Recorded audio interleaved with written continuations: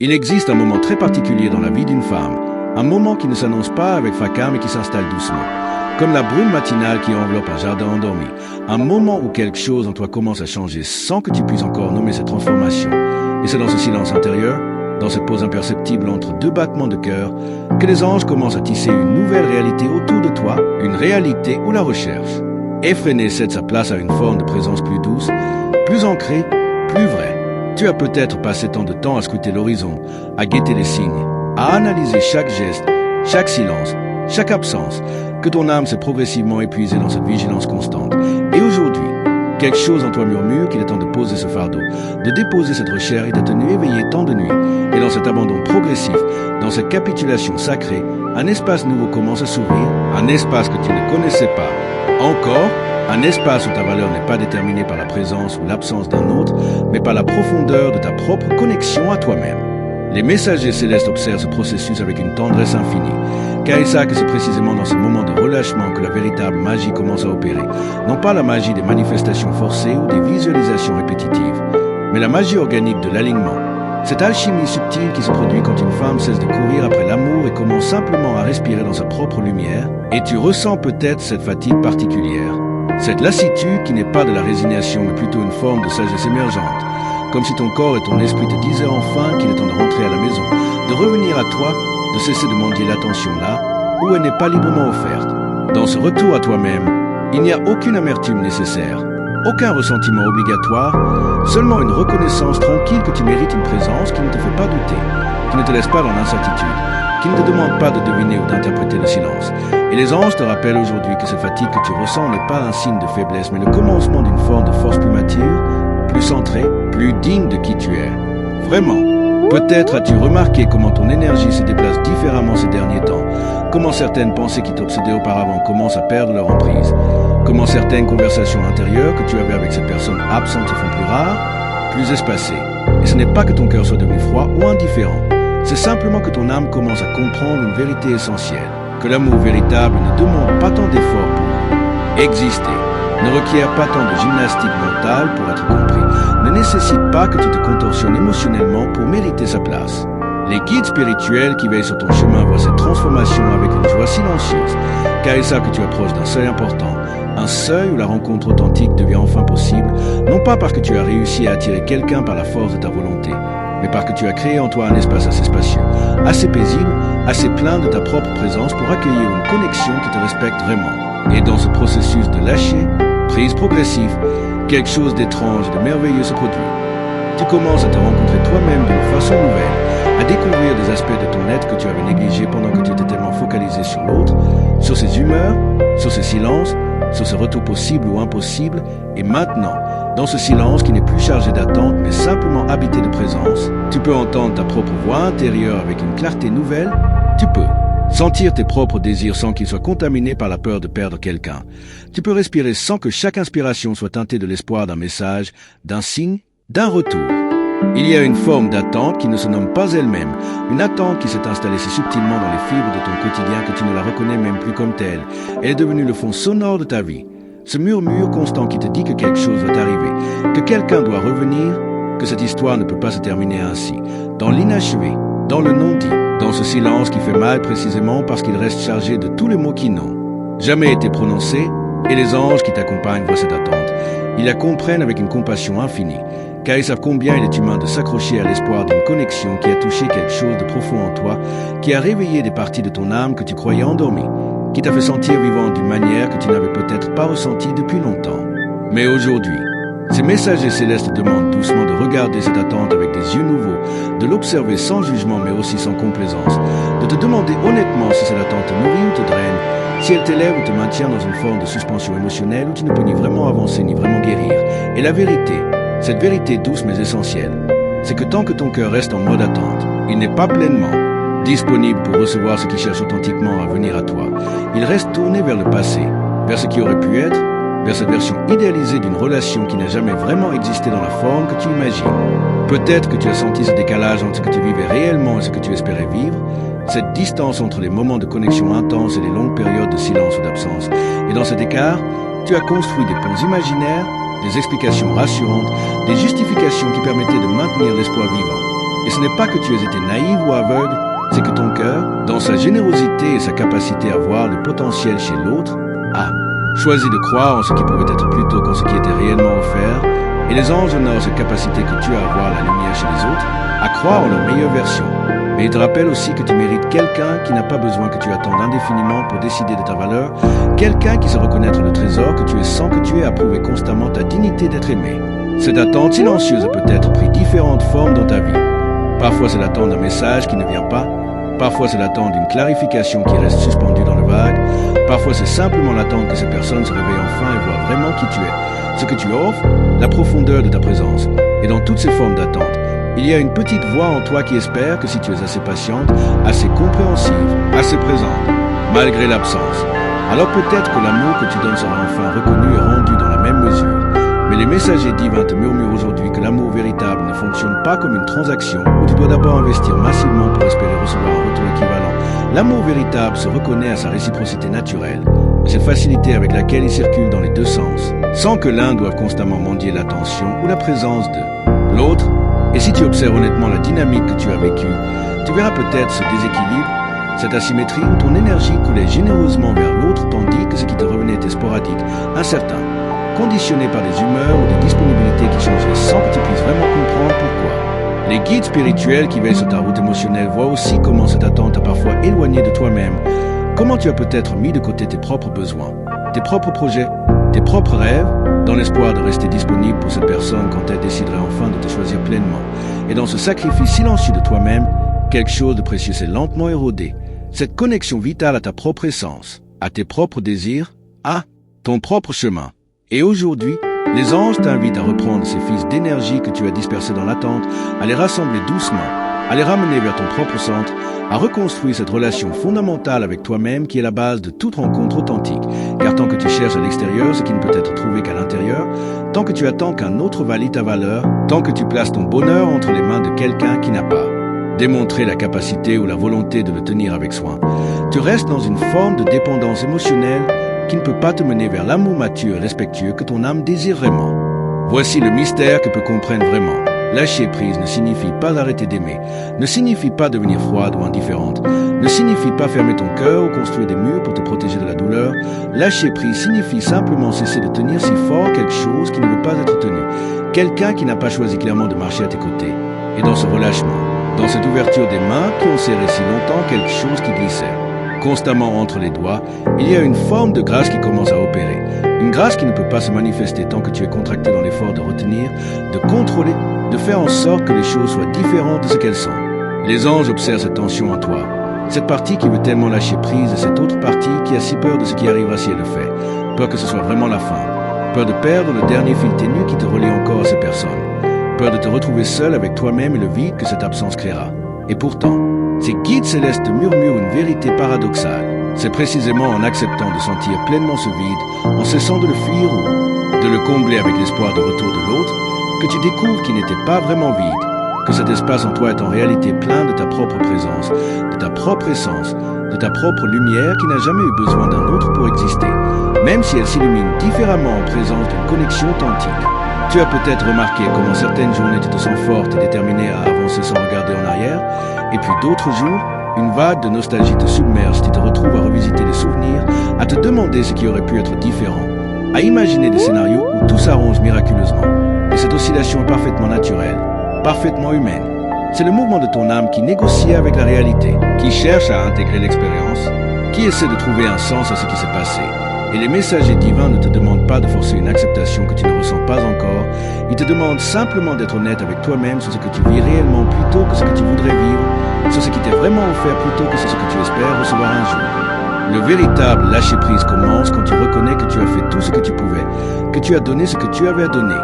que tu as été aussi claire, aussi présente, aussi ouverte que possible, et que malgré tout cela, la réciprocité n'était pas là, la clarté n'est pas venue, l'engagement n'a pas été pris. Et ce n'est pas un échec de ta part, ce n'est pas que tu n'étais pas assez bien, pas assez patiente, pas assez compréhensive. C'est simplement que l'alignement n'était pas présent, que cette personne, pour ses propres raisons que tu n'as pas à comprendre ou à justifier, n'était pas dans un espace pour rencontrer ceux que tu offrais, et les anges te rappellent que tu ne peux pas forcer l'alignement. Tu ne peux pas convaincre quelqu'un de te voir, de te choisir, de te donner ce que ton cœur désire, tout ce que tu peux faire, c'est t'honorer ta propre vérité, respecter tes propres besoins, et avoir le courage de ne pas te contenter de miettes d'attention quand ton âme a faim d'un véritable festin de présence et d'amour. Dans ce processus de lâcher prise, quelque chose d'étrange se produit, quelque chose que les guides spirituels connaissent bien mais que nous, humains, avons du mal à croire avant de l'expérimenter. C'est qu'en cessant de chercher désespérément l'amour à un endroit spécifique, en cessant de fixer toute ton attention sur une seule possibilité, tu crées un espace énergétique complètement différent autour de toi, un espace qui n'est plus saturé de besoins, d'attente, de manque, mais qui commence à vibrer avec une qualité nouvelle, une qualité de suffisance, de plénitude intérieure, de présence à toi-même. Et c'est cette vibration nouvelle qui attire des possibilités différentes, des connexions qui correspondent réellement à qui tu es devenu à travers cette traversée. Non pas parce que tu as appliqué une technique de manifestation, mais simplement parce que tu n'es plus disponible émotionnellement pour des dynamiques qui ne t'honorent pas pleinement. Les messagers célestes voient aussi comment ce processus de lâcher-prise transforme ta relation à l'amour lui-même.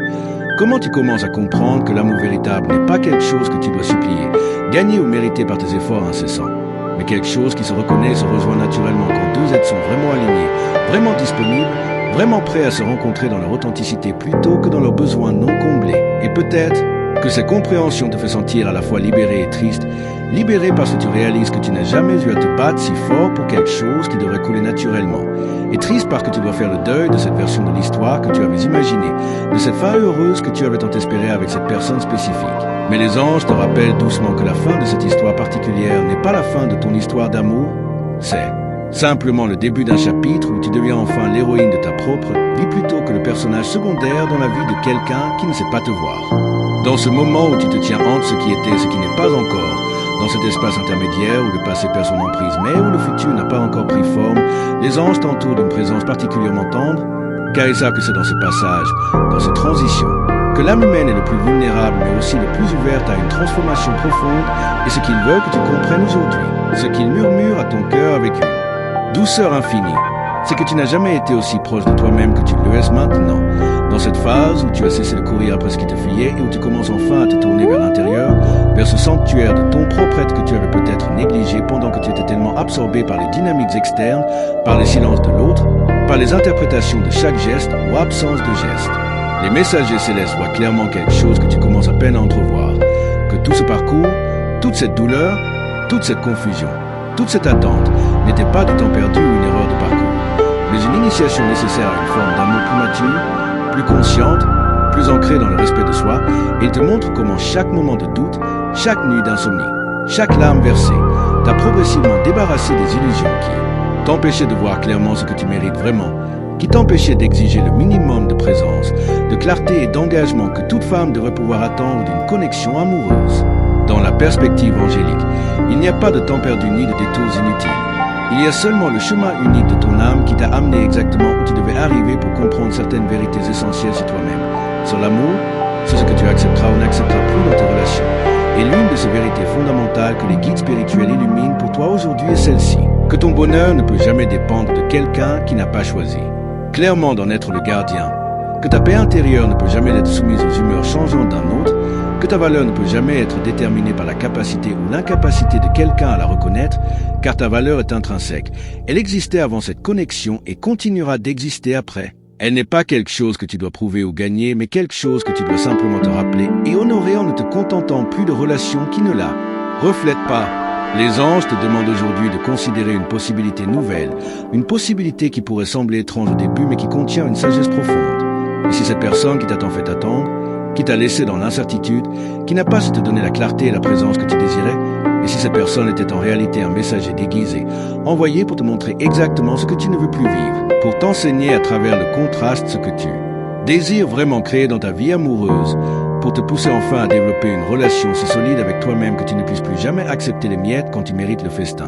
Et dans cette perspective, même la douleur que tu as ressentie prend un sens nouveau. Elle devient le catalyseur de ton éveil à ta propre dignité, à ton propre pouvoir, à ta propre capacité à choisir ce qui entre dans ton espace sacré plutôt que d'accepter passivement tout ce qui se présente par peur, de la solitude ou du vide. Les messagers divins voient aussi comment cette expérience t'a appris à faire la différence entre l'intensité et l'authenticité, entre la passion sporadique et l'amour stable, entre les belles paroles et les actions cohérentes, entre quelqu'un qui est intéressé quand c'est confortable et quelqu'un qui choisit d'être présent même quand c'est difficile.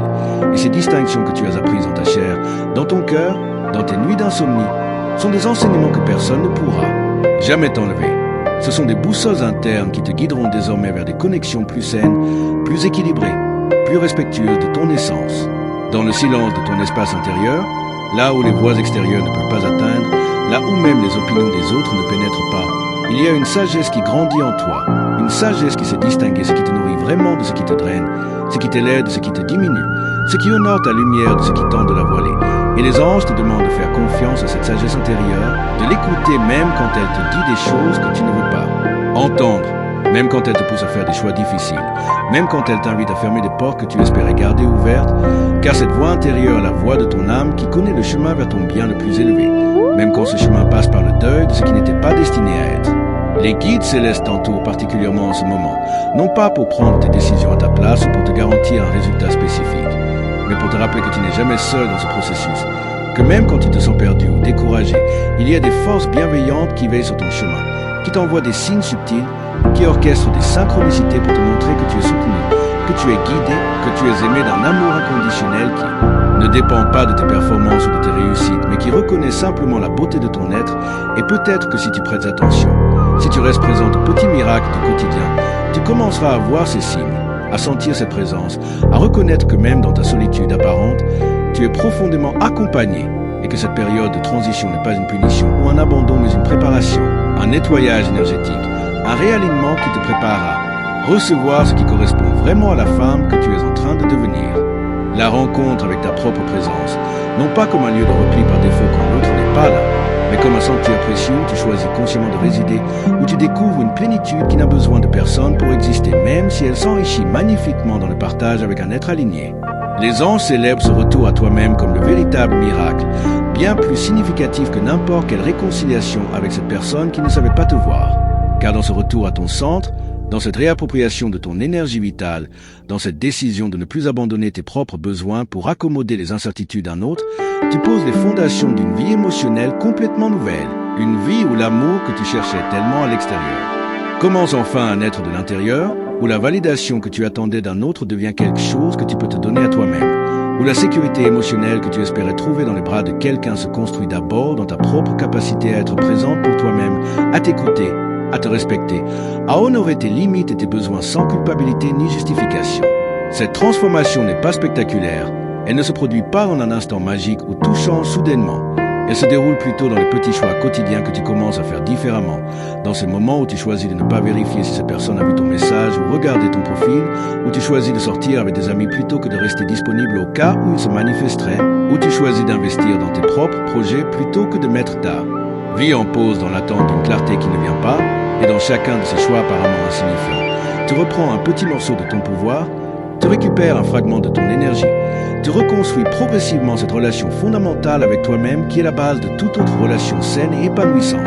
Les messagers divins voient aussi comment cette période de solitude apparente n'est pas vraiment de la solitude, mais plutôt une forme de compagnonnage sacré avec ton propre être, un temps nécessaire pour redécouvrir qui tu es quand tu n'es pas en mode réaction aux actions ou inaction d'un autre, quand tu n'es pas en train de décoder des signaux ambigus ou d'espérer un changement de comportement, quand tu es simplement présente à toi-même, à tes sensations, à tes émotions, à tes désirs, authentiques qui ne sont pas contaminés par la peur de perdre quelqu'un ou de rester seul. Et dans cette présence à toi-même, tu commences à percevoir des nuances de ton être que tu avais peut-être oubliées, des passions que tu avais mises de côté, des rêves que tu avais enterrés, des parties de toi qui s'étaient endormies pendant que tu étais tellement focalisé sur cette dynamique relationnelle qui absorbait toute ton attention. Et voici le paradoxe ultime que les anges veulent que tu comprennes, le mystère que tant de femmes découvrent seulement après avoir traversé cette nuit sombre de l'âme. C'est que la rencontre authentique, celle que ton cœur désire vraiment, celle qui sera réciproque et claire et engagée, ne peut se produire que quand tu n'es plus en mode recherche désespérée, quand tu as reconstruit ta vie autour de ta propre présence plutôt qu'autour de l'absence d'un autre, quand tu vibres avec une qualité d'énergie qui dit clairement au monde que tu es une femme entière, pas une moitié qui cherche son complément, une femme qui choisit l'amour par désir et non par besoin, une femme qui sait qu'elle peut très bien être heureuse seule et qui invite donc un autre à enrichir une vie déjà pleine plutôt qu'à combler un vide béant. Et cette transformation vibratoire change complètement ce qui peut entrer dans ton champ, qui peut te voir, qui peut te reconnaître, car tu n'émets plus cette fréquence de manque et de besoin qui attirait des connexions déséquilibrées. Tu émets maintenant une fréquence de plénitude et de choix conscient qui attire des êtres capables de te rencontrer dans cette maturité émotionnelle. Les guides spirituels t'invitent aujourd'hui à prendre un moment, juste un moment de silence intérieur, pour reconnaître le chemin que tu as parcouru, pour honorer la femme que tu es devenue à travers cette épreuve, pour sentir la force qui grandit en toi-même si elle est encore mêlée de tristesse et de nostalgie. Car cette force est réelle, cette sagesse est vraie, et elles resteront avec toi longtemps après que la douleur de cette situation spécifique se sera apaisée. Elles deviendront des parties intégrantes de ton être qui te guideront dans toutes tes relations futures, qui te protégeront de répéter les mêmes patterns, qui t'aideront à reconnaître rapidement ce qui mérite ton investissement émotionnel et ce qui n'en vaut pas la peine. Si tu ressens l'impulsion de marquer ce moment d'une façon de témoigner silencieusement de ta propre